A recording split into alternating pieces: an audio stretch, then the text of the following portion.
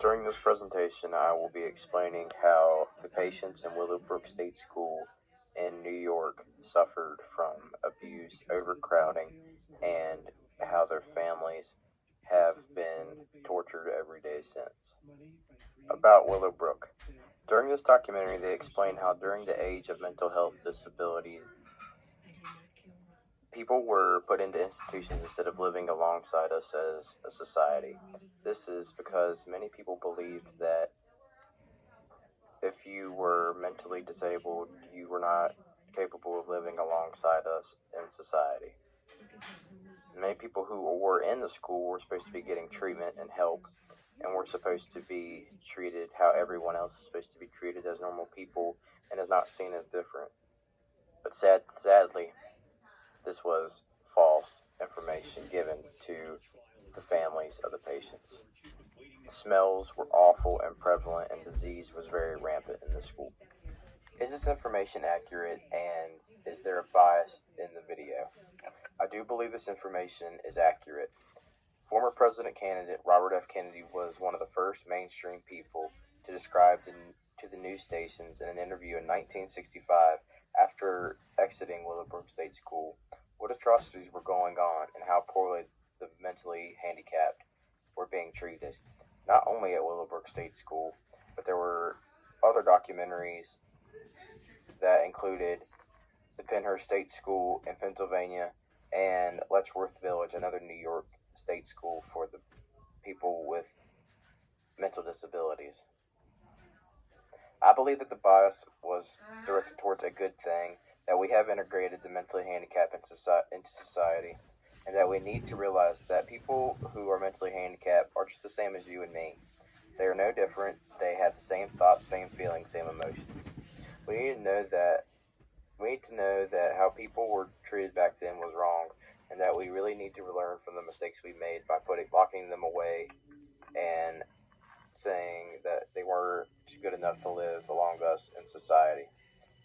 For example, the Special Olympics is a great thing for people with all disabilities, not just mentally handicapped people, but anybody with any disabilities. Crime theories within Willowbrook. As Willowbrook ended, the psychological consequences were still there for families and patients.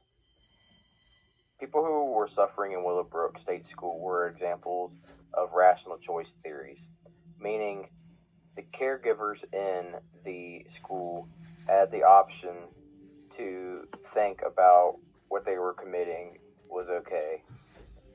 The school was only supposed to house 3,000 students, but the overpopulation soared to well over 5,000 residents and could not accommodate the number of patients or students inside the state school. Many people knew this, instead including state administrators for the school, but chose to do nothing about it.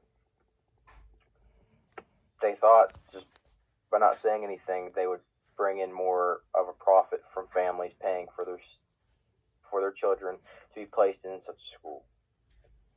This would be an example of rational choice theory, and why none of the state board people at Willowbrook State School would have anything to say about the overpopulation. An article was written in February 2020 about former residents of Willowbrook State School. This news article was written by Benjamin Weiser from the New York Times. Over 2,300 alumni from Willowbrook State School still suffer from mistreatment. This article discusses the mistreatment of people from Willowbrook that are still alive suffer from the same mistreatment today.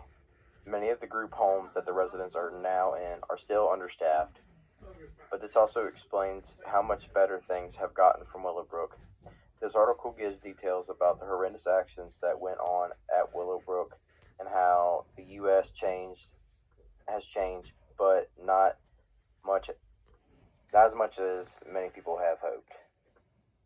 I believe that we can become a stronger nation by integrating people with special needs and helping them realize that they are normal people and they can do just as much as anybody else can.